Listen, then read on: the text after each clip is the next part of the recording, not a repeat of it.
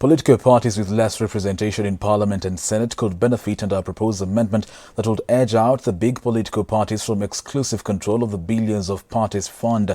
The Political Parties Amendment Bill 2021 seeks to remove the stringent funding eligibility threshold that has seen majority of parties miss out on the money. Scott Marioki with more on the story. The bill seeks to change the way in which the political parties fund is distributed. Currently, parties are required to have had 3% of the total number of votes cast in an election as a first step, as well as 40 members of the county assembly, 3 senators, 3 governors, and 20 members of parliament to qualify for the fund.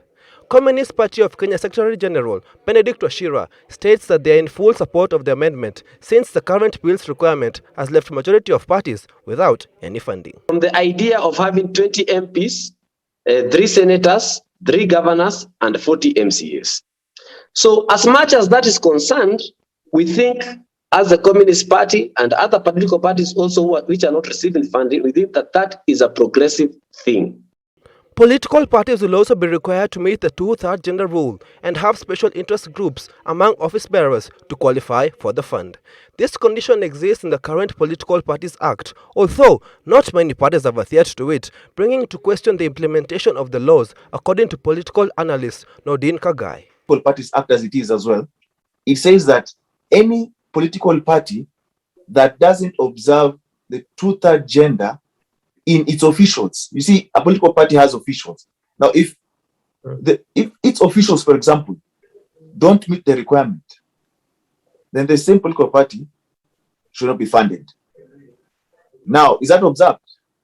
Highly unlikely, you see.